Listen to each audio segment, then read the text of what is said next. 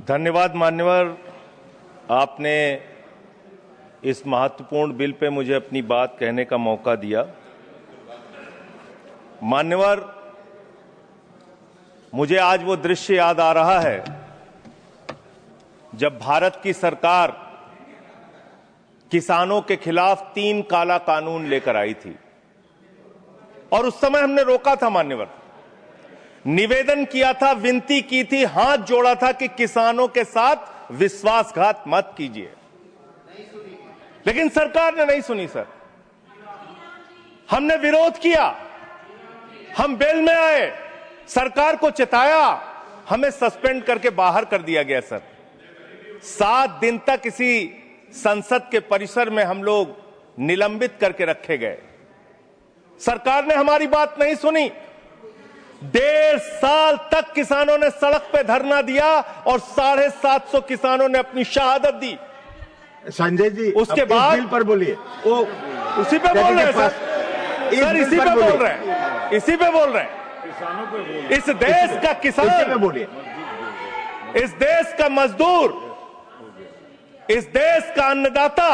Sir, आपका चेहरा आ रहा है, मेरा भाषण मेरा चल रहा है, चेहरा आपका आ रहा है।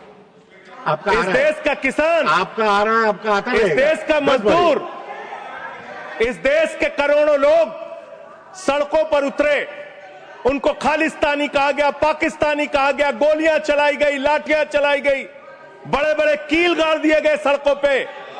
और 1.5 साल के बाद प्रधानमंत्री जी एक दिन प्रकट होते हैं, कहते हैं मेरी तपस्या में कमी हो गई, हम कानून वापस ले रहे हैं। आज मैं आपसे कहना चाहता हूं मान्यवर, यह ऐतिहासिक भूल आप करने जा रहे हैं, ये गुनाह और पाप आप दोबारा करने जा रहे हैं। और इस काले कानून को पास करने के बाद इस देश का मजदूर सड़कों पे उतरेगा, इस देश का किसान सड़कों पे उतरेगा, इस देश का आम आदमी सड़कों पे उतरेगा, जिसके पेट और पीठ दोनों पे आप छुरा मारने का काम कर रहे हैं। ये मैं कहना चाहता हूं मान्यवर।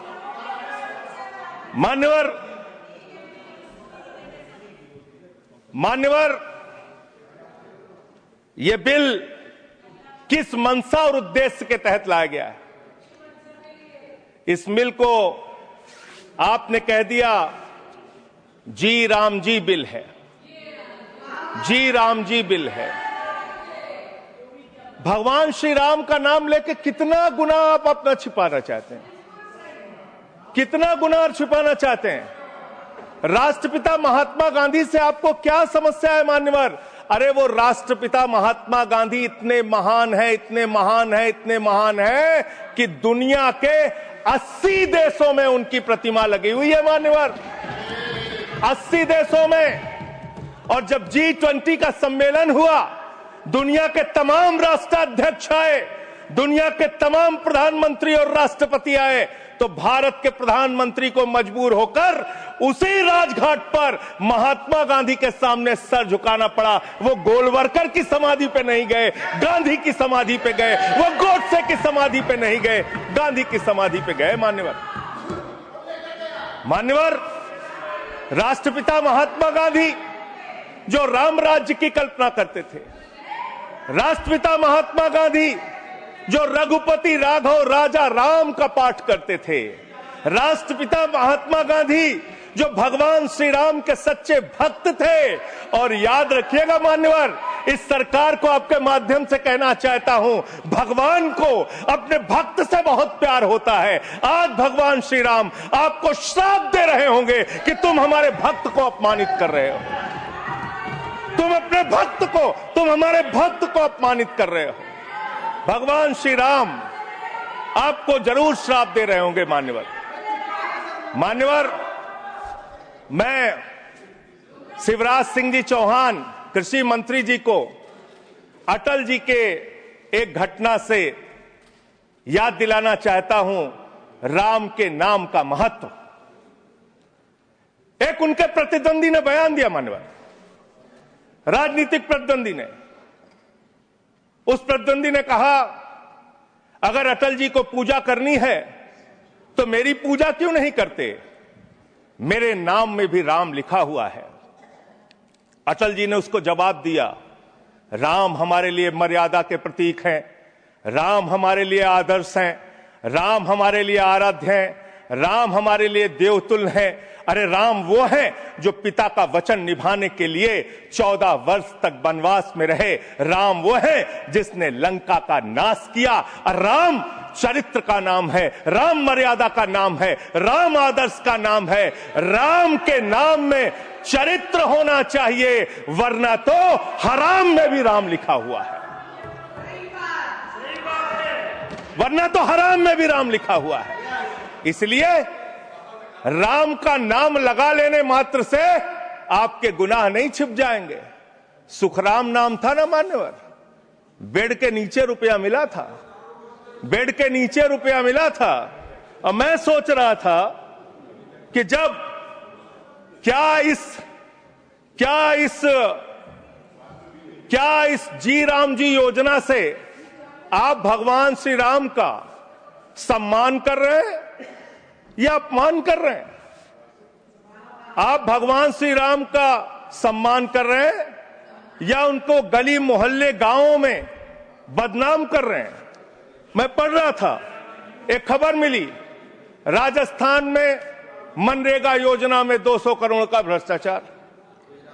मैंने पढ़ा गुजरात में 500 करोड़ रुपए का भ्रष्टाचार। ये सारे कागजात हैं।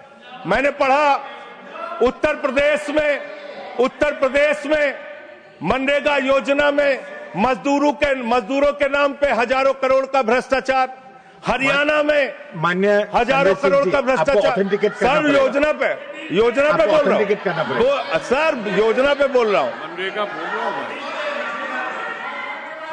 सारा कागज चाहिए आपको, इनके भ्रष्टाचार का कागज चाहिए सर दे दूंगा, इनको दे दूंगा। लेकिन अब मैं सोच रहा था कि अब अगर चर्चा होगी तो क्या चर्चा होगी? लोग क्या कहेंगे? अरे भाजपाइयों ने जी राम जी योजना के तहत 1000 करोड़ का भ्रष्टाचार यूपी में कर लिया। अरे भाजपाइयों ने हरियाणा में 500 करोड़ रुपए का भ्रष्टाचार जी राम जी में कर लिया। अरे भाजपाइयों ने महाराष्ट्र में जी राम जी के नाम पे करोड़ों का भ्रष्टाचार कर लिया। हाइपोथेटिकल बात कर रहे हैं। भाजपाइयों ने गुजरात में तो क्या बोलूं सर? क्या आपत्ति है इनको सर? क्या बोलूं? जी राम जी ना बोलूं सर? अब तो गुजरात में सैकड़ों करोड़ का भ्रष्टाचार भाजपाइयों ने जी राम जी के नाम पे कर लिया। पूरे देश में गांव में विधायक, इनके बीजेपी के विधायकों ने जी राम जी योजना में भ्रष्टाचार कर लिया। तो ये आप राम को सम्मान दे रहे हैं कि राम को अपमानित कर रहे हैं? आप राम को अपमानित कर रहे हैं। अरे बैठ जाओ, चंदा चोरी की है तुम लोगों ने, बैठ जाओ, चंदा चोरी की है तुमने भगवान श्री राम के नाम पे चंदा चोरी की है। बैठ जाओ, नहीं जाएगा। बैठ जाओ। मानवर देखिए हमारा समय खा रहे हैं सर ये लोग। मानवर, एक लाइन मुझे याद आती है, इस बिल को पढ़ने के बाद। मेहनत तो करता हूं फिर भी घर खाली है बाबूजी। मेहनत तो करता हूं फिर भी घर खाली है बाबूजी। मिट्टी के कुछ दीपक ले लो, दिवाली है बाबूजी। मिट्टी के कुछ दीपक ले लो, दिवाली है बाबूजी। गरीब Point of order 110, 110. एक मिनट, 110. पॉइंट ऑफ ऑर्डर सुन लेते हैं। It is the right of the member. Yes, it is the right. You are bringing everybody who is coming on the bail and he's asking all the things. No.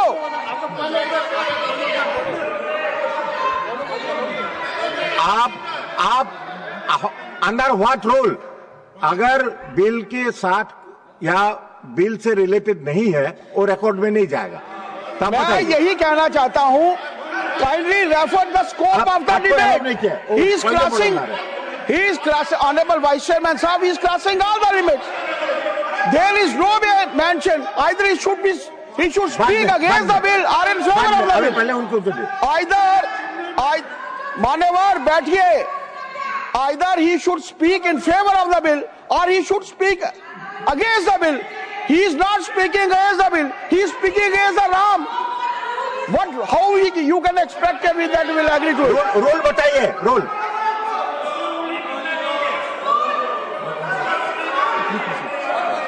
ठीक है, संजय जी कर देते हैं बोलने। Sir LOP wants to speak. जब आपने उनको allow किया एलओपी को करिए। आपका समय कम है, उनको अलाउ। आपका समय से जाएगा है? आपका समय जो सर उनका हमारे में से आपका समय पॉज कीजिए सर, पॉज कीजिए। You asked me to stand. अभी नहीं, पॉइंट ऑफ ऑर्डर मैंने सुन लिया है। देखिए, मैंने सुन लिया। नो हाँ, वो देखिए, जो हाइपोथेटिकल बात है वो रिकॉर्ड में नहीं जाएगा। मैंने ऑलरेडी रूलिंग दे चुका है। बताइए। डिप्टी चेयरमैन साहब, आप बड़े सीनियर लीडर है और आप ये सब प्रोसीजर तो आपको मालूम है, फिर बताने की जरूरत नहीं है। लेकिन मैं आपसे विनती करता हूं कि जब वो खामोशी से बात कर रहे हैं और क्या मार रहे हैं क्या? देखिए, वो खामोशी से बात कर रहे हैं, सुनिए। आपको अगर जचता नहीं, अगर आपको ये पसंद नहीं है तो आप उसका उत्तर बाद में दीजिए।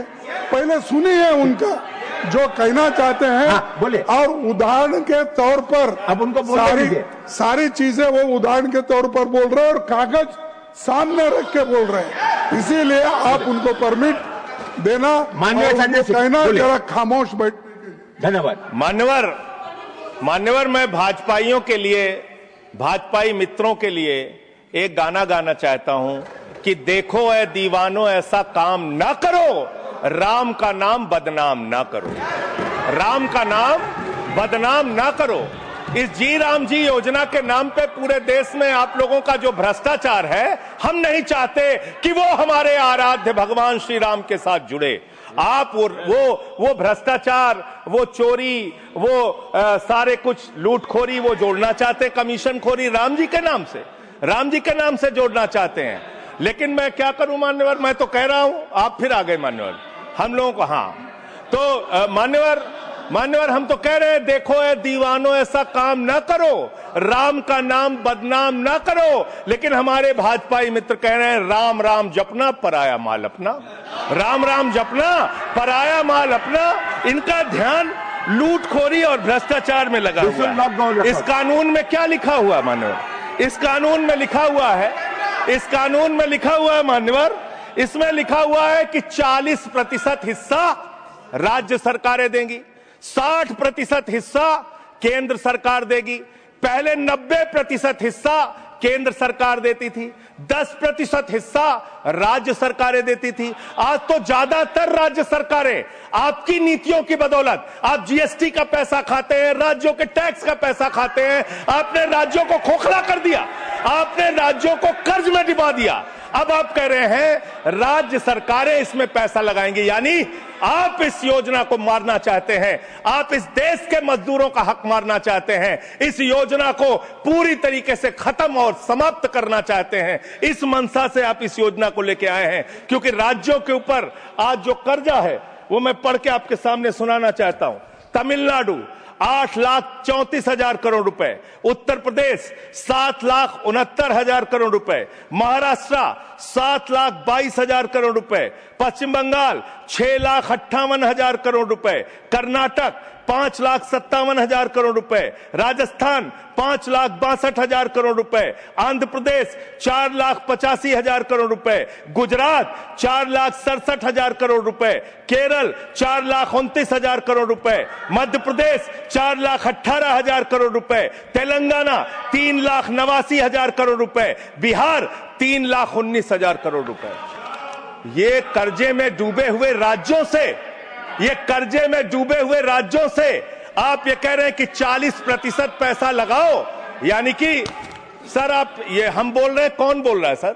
ये क्या हो रहा है? मैं आपसे पूछना चाहता हूं, राज्य जो कर्जे में डूबे हुए हैं, जो आप बोल रहे हैं वही रिकॉर्ड में जा रहा है। मान्यवर, मैं ये कहना चाहता हूं कि जो राज्य पहले से ही लाखों लाख करोड़ रुपए के कर्जे में डूबे हुए हैं, आप उनसे कह रहे हैं 40% पैसा आपको लगाना होगा। आप इस योजना में कह रहे हैं कि आप एरिया तय करेंगे, एरिया आप निर्धारित करेंगे कहां पे ये आपकी स्कीम लागू होगी या नहीं लागू होगी, इसको आप तय करेंगे। ये कितने 125 दिन की आप बात कर रहे हैं मान्यवर? आंकड़ा उठाकर देख लीजिए, मंत्री जी यहां पर मौजूद हैं। 100 दिन के रोजगार की गारंटी है मनरेगा योजना में, लेकिन औसतन पूरे हिंदुस्तान में 50 दिन से ज्यादा रोजगार आपने नहीं दिया। आपने मजदूरों के साथ धोखा करने का काम किया। और आंकड़े ये बताते हैं कि आपका जो बजट का निर्धारण होता है 12 करोड़ लोगों के लिए 267 रुपए के हिसाब से अगर आप मजदूरी निर्धारित करते हैं तो करीब करीब 3,13,000 करोड़ रुपए बनती है। आप उसके लिए 86,000 करोड़ रुपए का बजट रख रहे हैं। यानी कि मंशा आपकी शुरू से स्वयं यही है कि आप इस योजना के तहत लोगों को काम नहीं देना चाहते हैं, मजदूरी नहीं देना चाहते हैं। लेकिन मजदूरों के हक में, मजदूरों की आवाज उठाने वाले लोग देश भर में संगठित हो रहे हैं। ये आप दूसरा अपराध करने जा रहे हैं। मैं आपको कहना चाहता हूं, आपके माध्यम से इस सरकार को चेतावनी देना चाहता हूं। कौन सी हक की लड़ाई लड़ रहे हैं मेहराज मलिक, जो हमारा विधायक है जम्मू कश्मीर का? वो जमीन के हक की लड़ाई लड़ रहा था, मजदूर के हक की लड़ाई लड़ रहा था। आपने उसको पीएसए का कानून लगा के जेल में डाल दिया। कौन से हक की लड़ाई लड़ रहे थे सोनम वांगचुक? मजदूर के हक की लड़ाई लड़ रहे थे, किसान के हक की लड़ाई लड़ रहे थे, आम आदमी के हक की लड़ाई लड़ रहे थे, लद्दाख के लोगों के हक की लड़ाई लड़ रहे थे। उस सोनम वांगचुक को, जो एक पढ़े लिखे प्रतिष्ठित व्यक्ति हैं, उनको आपने पकड़कर जेल में डालने का काम किया। आप पूरे देश में जबरदस्ती मामला है जी, तो ये रिकॉर्ड में नहीं जाएगा। क्यों नहीं जाएगा सर? क्यों नहीं जाएगा सर? मजदूर के लिए लड़ने वाले क्यों नहीं जाएगा? मैटर जो है क्यों नहीं जाएंगे? वो रिकॉर्ड में नहीं जाएगा। आगे बोले सर, आगे बोले सर। मैं इस अवसर पर पंडित राम नरेश त्रिपाठी, जो हमारे सुल्तानपुर के हैं, उनकी एक कविता पढ़ना चाहूंगा। ना मंदिर में, ना मस्जिद में, ना गिरजे के आसपास में, ना पर्वत पर, ना नदियों में, ना घर बैठे, ना प्रयास में, ना कुंजों में, ना उपवन में, शांति भवन या सुख निवास में, ना गाने में, ना बाने में, ना आशा में, ना ही हास में, ना छंदों में, ना प्रबंध में, ना अलंकार, ना अनुप्रास में, खोज ले कोई राम मिलेगा दीन जनों की भूख प्यास में। खोज ले कोई राम मिलेगा दीन जनों की भूख प्यास में। आप दीन जनों को भूखा रख के, उनकी मजदूरी छीन के, उनके हाथ का काम छीन के, उनका रोजगार छीन के, आप चाहते हैं उनके पेट पे लात मार के, आप चाहते हैं कि आप सिर्फ इस योजना का नाम बदल देंगे, इस योजना का नाम बदल देंगे तो पूरे देश में आपका महिमा मंडन हो जाएगा। अब आपका ये नकली काम इस देश के अंदर चलने वाला नहीं है। पूरा देश आपकी सच्चाई जान चुका है मान्यवर। पिछले दिनों मैंने पदयात्रा शुरू की थी अयोध्या से लेकर सरयू से संगम तक। अयोध्या में किसान आए हमारे पास, बहुत सारे किसानों ने आकर कहा किस तरीके से अयोध्या के अंदर किसानों की जमीनों का कब्जा किया जा रहा है प्रशासन के द्वारा, भारतीय जनता पार्टी की सरकार के द्वारा। वहां पर किसानों के ऊपर लाठियां चला के, गोलियां चला के, बुलडोज करके उनकी जमीनें औने पौने दामों में ली जा रही है मान्यवर। औने पौने दामों में उनकी जमीनें ली जा रही हैं। और वो जमीनें मान्यवर वो जमीनें जो ली जा रही हैं किसानों से, वो जमीनें बड़े बड़े बिल्डर को बेची जा रही हैं, किसानों से 5 लाख रुपए बिस्वा जमीन ली गई अयोध्या में। अरे सुनो ध्यान से, किसानों से 5 लाख रुपए बिस्वा अयोध्या में जमीन ली गई और लोढ़ा ब्रदर्स ने उसी जमीन को प्लाटिंग करके 1 करोड़ 80 लाख रुपए में बेचा। आप धंधा कर रहे हैं, प्रभु श्री राम के नाम पे आप धंधा कर रहे हैं, अयोध्या के लोगों को लूटने का काम कर रहे हैं, अयोध्या के किसानों को लूटने का काम कर रहे हैं। इसीलिए अयोध्या के लोगों ने आपको हराया, इसीलिए अयोध्या के लोगों ने आपको हराया। और यही आपका चरित्र रहेगा तो पूरे देश में जनता आपको जवाब देगी, जनता आपको हराने का काम करेगी। ये मजदूरों का हक मारने का काम जो आप कर रहे हैं, इसको बंद कीजिए। मानवर, मैं अंतिम बात कहना चाहता हूं, मानवर बोले, जब ये मनरेगा योजना लाई गई, तो इस बिल को अस्थाई समिति में भेजा गया था। आज जब आप नई योजना लेकर आ रहे हैं, इसको अस्थाई समिति में आपने क्यों नहीं भेजा? क्या आप छिपाना चाहते हैं? क्या आपकी मंशा है? ये आप बताइए। और अंत में इन्हीं लाइनों के साथ कि हम मेहनत कश इस दुनिया से जब अपना हिस्सा मांगेंगे, एक बाग नहीं, एक खेत नहीं, हम सारी दुनिया मांगेंगे, इस देश का मजदूर आपके खिलाफ खड़ा होगा, अपनी आवाज को बुलंद करेगा। इंकलाब जिंदाबाद, वंदे मातरम, जय श्री राम, जय श्री राम, जय श्री राम। कोई श्री राम का नाम नहीं लिया। श्रीमान एस निरंजन रेड्डी।